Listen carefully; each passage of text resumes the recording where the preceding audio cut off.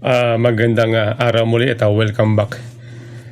Kahapon ako po ay nanood doon sa hearing ng TRICOM committee ng mababang kapulungan, okay? Dahil pinatawag yung mga vlogger, no? Yung sinasabing mga vlogger daw na fake news peddlers, okay? So kahapon kasi may mga eksena na medyo masasabi natin na hindi dapat ginawa,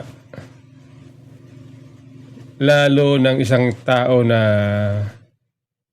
mamabatas, leader ng simbahan, okay? Ito kasing itong si Congressman Bini Abante, actually kadistrito namin yan sa District 6 ng Maynila, Pandakan, kasi taga Kahilom to kami.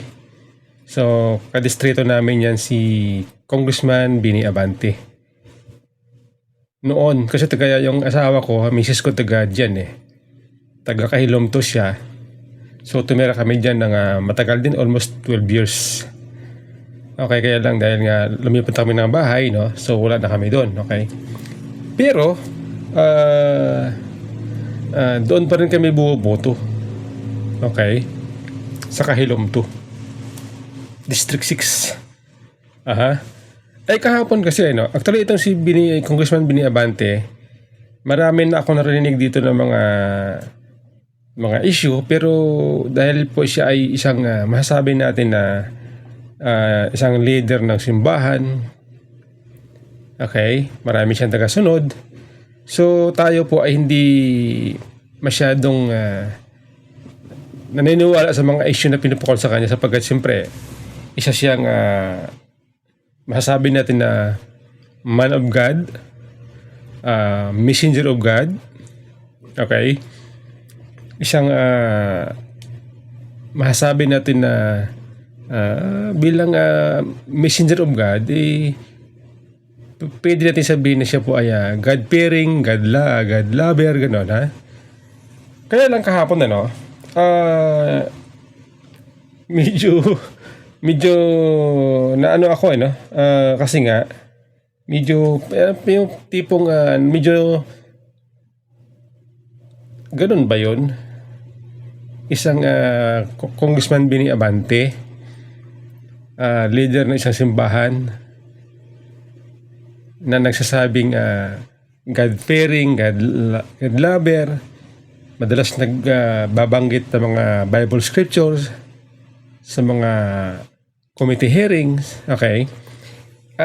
Hindi ko siya hinahangaan bilang congressman, pero siya po ay hinahangaan ko bilang leader ng simbahan. Siyempre, pagka yan kasi ang usaping tungkol sa paglilingkod sa Diyos, dyan po tayo humahanga. Siyempre, tayo po ay God-fearing din, God-loving, God lover, okay? Yun po yun Kaya nga tayo hanggat kaya natin magpatawad, pinapatawad natin, kasi nga yan ang utos sa Bible Kapag may mga tao na nakakagawa sa atin ng hindi maganda, tayo po ay nagagrabyado, bilang God-fearing,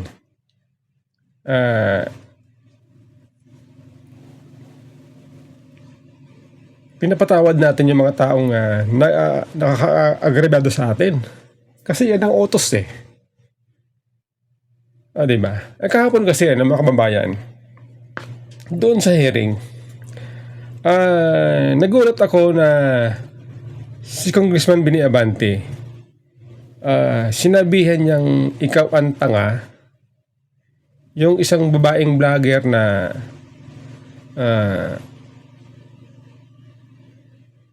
alam mo, sinabi niya ikaw ang tanga, sabi niya, sa harap ng libo-libo, milyon tao nanonood sa telebisyon. live. Okay, so doon ako bilang Christian ay naniniwala tayo sa kautusan ng Diyos na kapag sinampal ka, ibigay mo pa yung kabila. Okay? Ito, ibig sabihin nito ito po yung scripture niya na sinasabi ko Ito, basahin ko lang Marami tayong scripture na pag-usapan ngayon, okay? Kasi bumaba ang medyo na-alarma ako doon kasi nga hindi siya good example bilang isang servant of God. Hindi siya good example, okay? Di bali na yung pagiging congressman, yung pagiging servant of God na lang. Okay, kasi you are a servant of people kasi congressman ka.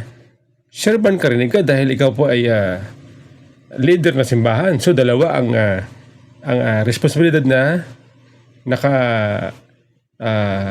atang sa iyong balikat. Okay? Kaya doon ako mataas ang respeto ko doon kay Congressman Bini Abante, bagamat hindi ko siya ka church. Pero isa po siya sinahangaan ko dahil nga siyempre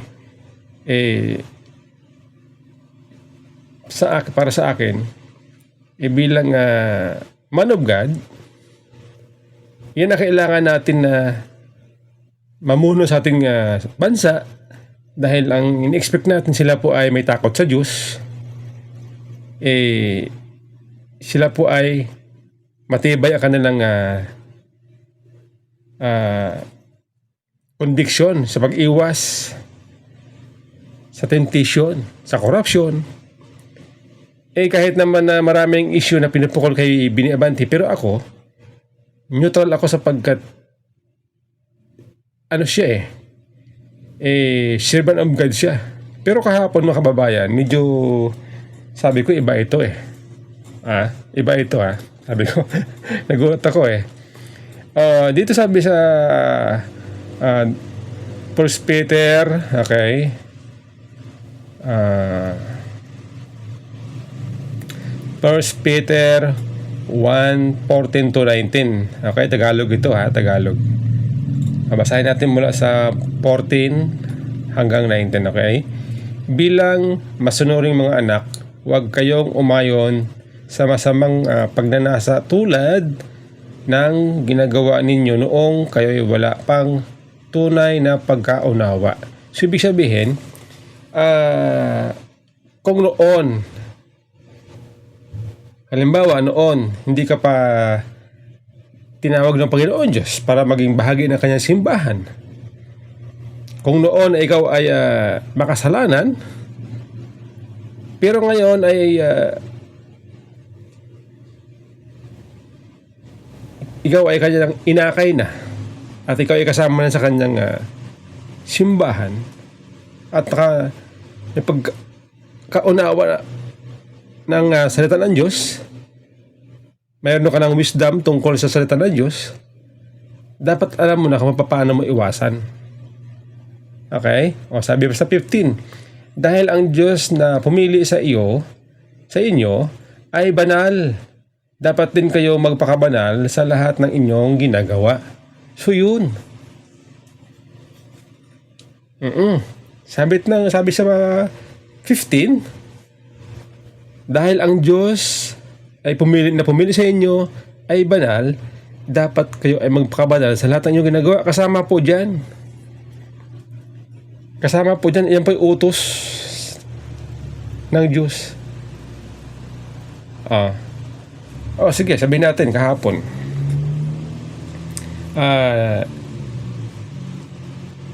Ang usapan nila ay tungkol sa mga human rights. At yung isang vlogger ay merong nasabing sa kanyang vlog, merong sinabing hindi maganda laban sa iyo, laban sa inyong labag sa iyong konsensya. Dahil ang pinamumunuan mong committee ay ang siyang binabanatan. Pero bilang sinasabing servant of God, dapat nasa iyo ang pag-unawa. Bilang servant of God, mas mangibabaw dapat sa iyo ang salita ng Diyos ng pagpapatawad. Okay? Dapat mas mangibabaw sa iyo ang malawak na pag-unawa. Sa halip dapat na ipakita mo na ikaw ay worldly. Katulad ng dati. Pero ngayon, ikaw ay inakay na at binigyan ng pag-unawa sa salita ng Diyos. Dapat alam mo na yon. Huwag mo na gawin yung worldly doing. Iniisip ko bakit ginawa yon ni Congressman Benny Abante? Marahil gusto niya ipakita sa kanyang mga bilang chairman ng Committee on Human Rights, gusto niya ipakita sa biktima ng sinasabing AJK na galit siya. Pero hindi dapat ganoon Di ba dapat ang magiging behavior, magiging kanyang pagpapasya, ika nga, ay ang pagpapatawad. Patawarin natin sila bilang nagmamahal sa Diyos, tagasunod sa Diyos. Ang dapat mong ituro ay magpapatawad din dapat Hindi yung paghihiganti, hindi yung galit.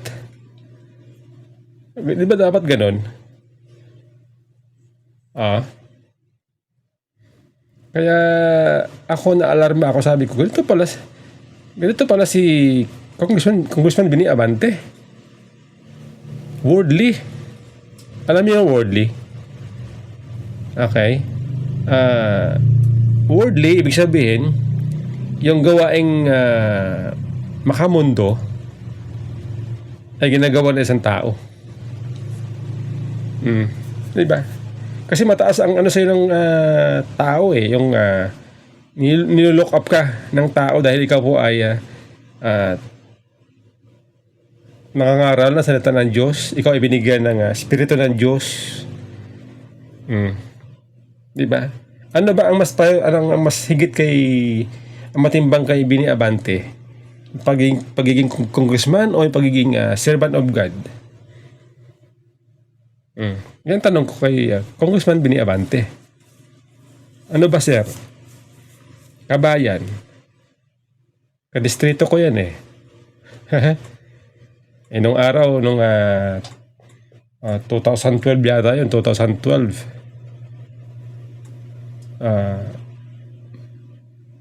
Tama, 2012 ba?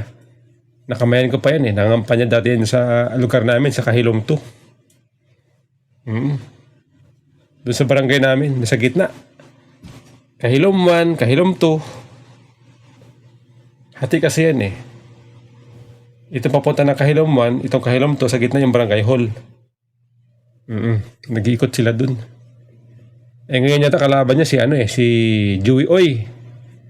Mukhang malakas si Joey Oy ngayon dahil si Joey Oy ay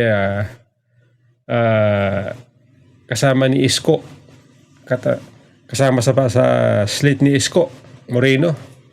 Mukhang tagilid ditong si Congressman Benny Abante. Yung araw, binuto ko yan si Congressman Benny Abante. Nung araw. Ang mga tumatakbong congressman dyan sa District 6 ng Maynila, malalakas. Dati dyan pa dyan pa dati si Joey Hason, malakas din yan nung araw. Kaso wala na ngayon.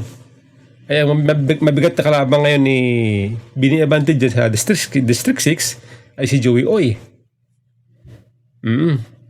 Balik tayo So yan po mga kababayan bilang servant of God, dapat maging holy ka. Mamuhay kang holy. Dahil yan ang utos ng Diyos. Ito pa sabi dito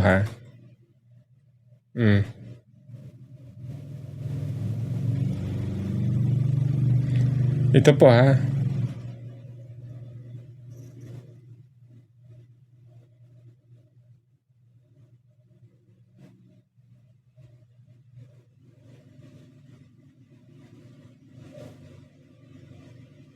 Mm.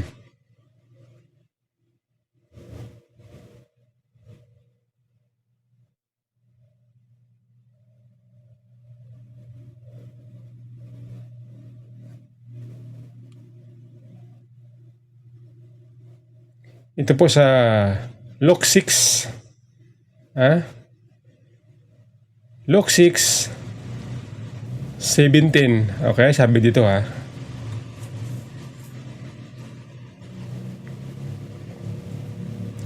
But to you who are listening, I say, love your enemies, do good for those who hate you. Ulitin ko ha. Luke 6, ha? Chapter 6 verse 7. But to you who are listening, I say, love your enemies, do good to those who hate you. So, yan po, Mr. Congressman Abante. Utos po yan.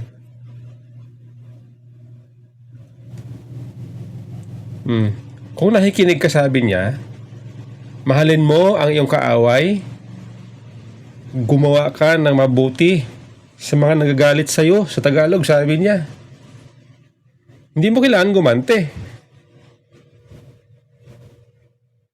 Hindi ka dapat gumante. Mr. Congressman Bini Abante, sir. Kasi ano ka eh, masisira ka dyan eh.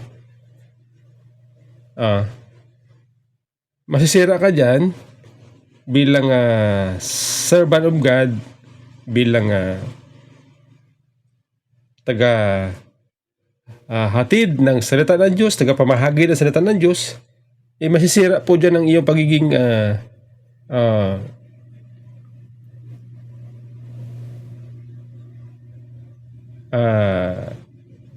servant, mangangaral.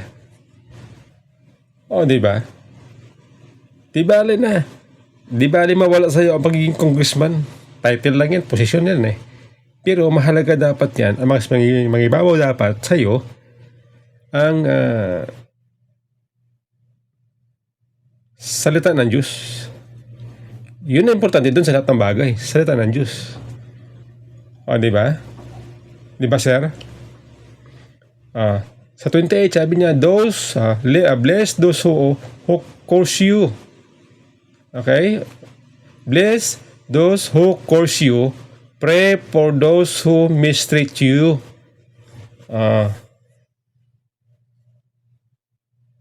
If someone slap you on one cheek, turn to them and other also. If someone takes your coat, do not withhold your shirt from them.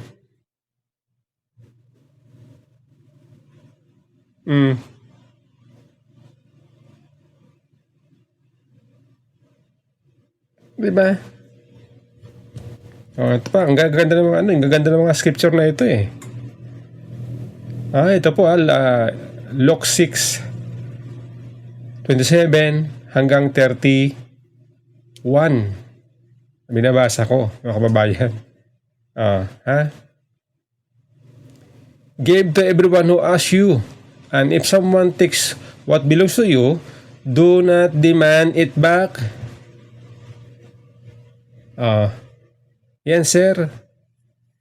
Dapat mangibabaw sa'yo, sir, ang pagiging isang servant of God, man of God, bilang preacher. Di ba? Hindi yung pagiging congressman. Kung ikaw ay nilalait, kung ikaw ay sinasabing corrupt, alam ng Diyos yan kung totoo o hindi. Kung sa mata ng tao ay kayo sinasabing kang corrupt, pero sa mata ng Diyos, hindi naman totoo. Diyos ang dyan. Diyos ang alam po ng Diyos yan. Di ba dapat ang sinabi mo, sir? Sa mata ng minyo-minyon Pilipino, sa harap ng media, sa harap ng mga vlogger, sasabihin ko to kasama ang Diyos. Lahat na binibintang niyo sa akin, di yan totoo. Ganun dapat, sir.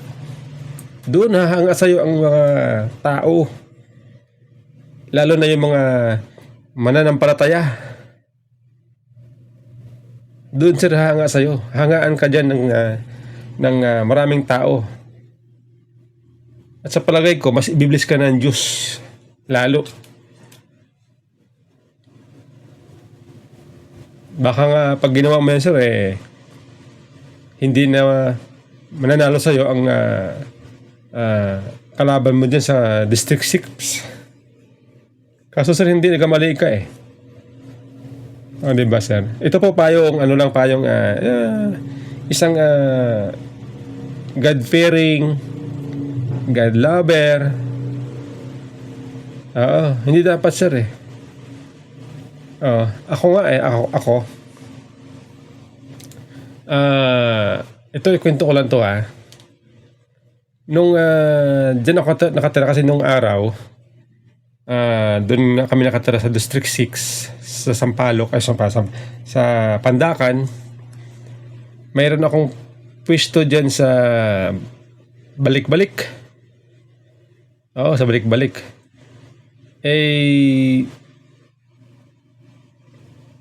Ano nangyayari ganito? Nung yung pwesto na yon, okay, yung bahay namin sa taas, kasi lumipat na kami ng bahay mula sa Pandakan, lumipat kami doon sa balik-balik dahil ang shop ko sa baba. Bahay sa taas, sa baba, shop. Nang umaga, pagbukas ko ng pinto, hindi ko naman alam may tao doon sa pintuan. Yung pinto kasi namin, alam mo yung pinto na tawag doon, cordon, matawag doon, yung di ganun, cordon. Pagbukas ko ng ganun, may tao pala natutulog dun sa labas. Natamaan. Galit na galit. Talagang kita ko yung mukha. Hindi ko alam. Di ba parang adik Oo, talagang natutulog siya dun sa harap. Tamaan siya. Nagalit sa akin. Pinagbumura ako. PI ka, sabi niya. Itutumba kita, sabi niya. Ako, takot po ang namayana sa akin noon. Pero, bilang isang God-fearing, hindi po ako nag-isip na gumanti. Sa halip, iniwanan ko na lang yung pwesto, sinara ko na lang, lumipat na ako ng ibang lugar, kaysa gumanti ako. Kung hindi ko iwanan yung pwesto ko, baka mapahamak ako. Pinatawad ko yung tao. Bagamat alam ko na medyo, siyempre, alam natin ang isang tao pag nagdodroga, makikita mo sa mukha makikita mo sa galaw ng yung body language na kanyang mukha, makikita mo. Alam ko na may something. So alam ko baka mahirap ito, sabi ko. Kaya ang ginawa ko, kinausap ko yung misis ko. Sabi ko, lipat tayo ng ibang lugar kasi mapahamak ako dito, mapahamak tayo dito. Yun po yun Hindi ko ginawang gumantin. Hindi ko kasi pinabarangay Kasi nga, ako po ay God-fearing. Hindi ko siya minura. Kahit na binagbantaan ako hindi ko siya minura. Yun po yun Kasi nangibabaw sa akin ang takot sa Diyos. Yun po sir, yun po yung Mr. Congressman Abante. Dapat nangibabaw sa'yo ang pagiging God-lover, God-fearing, servant of God. More than that, sir. Yung pagiging congressman mo, depende sa'yo, sir. Depende sa'yo kung anong ba sa'yo, mas matimbang sa'yo, pagiging congressman o pagiging man of God, servant of God. Kaya nga dito sa aking channel, hindi kayo dito nakakarinig ng mga bad words. Kasi sa atin po bawal po yung bad words hanggat maaari. Pinapanatili natin ang pagiging holy. Okay? Bawal sa atin yung bad words, bawal ang bisyo, lahat na. Bawal manigarilyo, bawal maglasing, lalo na drugs. Pati babae bawal. Yan po yun Kasi nga tayo po'y takot sa Diyos kaya nga lahat yan bawal. Bawal ang babae, bawal ang babae, o bawal mangalunya, bawal magnakaw, o bawal ang bisyo, lahat na. Kasi tayo po ay God-fearing and God-lover. Yan po yun Mr. Congressman, sir. Sa totoo lang, naulit ko yung mga ringas-ngas laban sa'yo. Ako po hindi ako masyadong naniniwala doon kasi nga siyempre ang ano sa akin, ikaw ay servant of God, alam ko. Pero this time, sir, nadismaya ako. Sa ginawa mo doon, sinabihan mo yung babae na tanga ka. Ikaw ang tanga. Hindi tama yun, sir Di ba? Dapat pinatawad mo, sir. Sa harap ng babae, mismo sinabi mo, pinapatawad ko kayo. Yun, sir, ang dapat. Pinapatawad ko kayo kahit na masama ang tingin nyo sa akin. Sa harap ng Diyos, pinapatawad ko kayo na inyong sinasabi, ang inyong akala sa akin, yung tingin sa akin na hindi totoo. Doon, sir, hangaan ka ng publiko. Okay?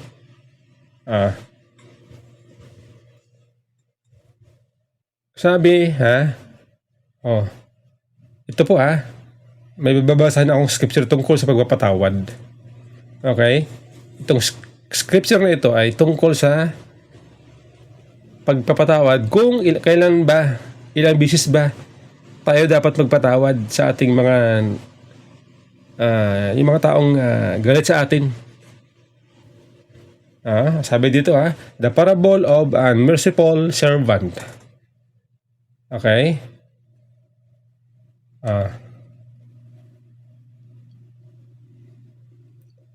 Sabi dito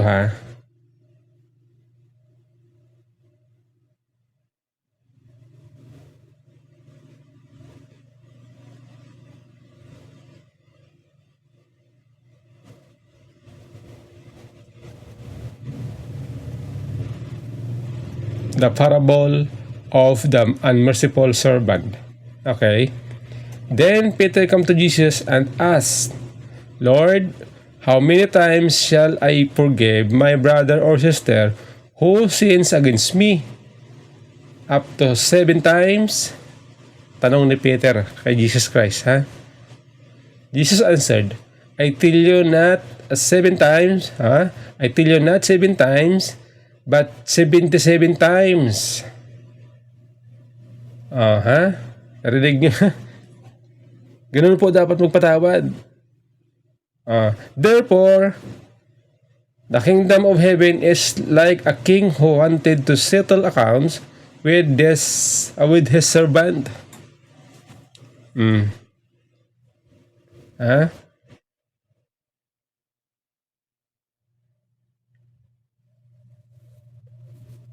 Sir.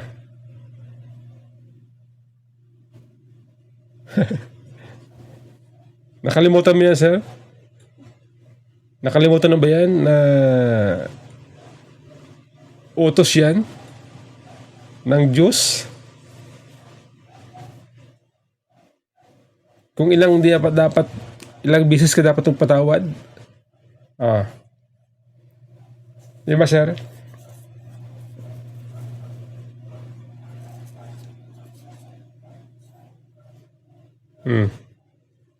Ganun po kasi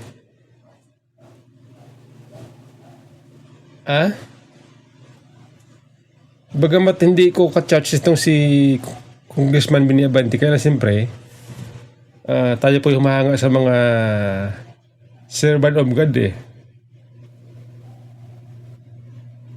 kahit naman hindi natin sila kasama sa simbahan, pero as bilang tagapangaral ng salita ng Diyos, nire-respeto natin yan. Di ba? Ganun dapat.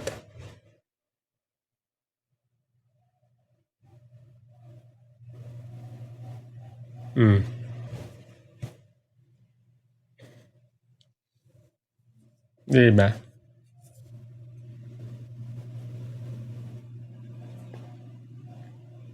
Kaya sana no, ah, kaya sana wag sanang o mangibabaw sana ang Espiritu ng Diyos kay Congressman Bini Abante. Kasi siya di ba, nangangaral na salita ng Diyos. Tapos marinig mo bad words. Kung ang mga tao ay minumura ka, patawarin mo, sir. Yun dapat. Yun dapat, Mr. Congressman Abante. Di ba, sir? Yan po ay bilang ah,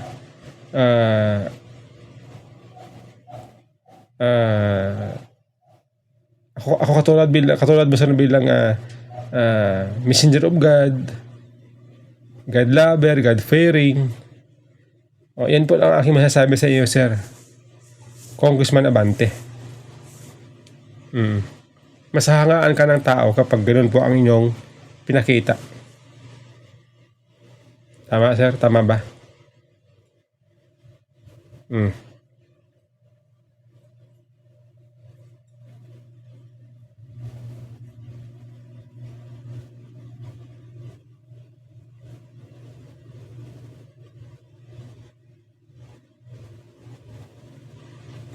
So yan po mga kababayan, magandang gabi.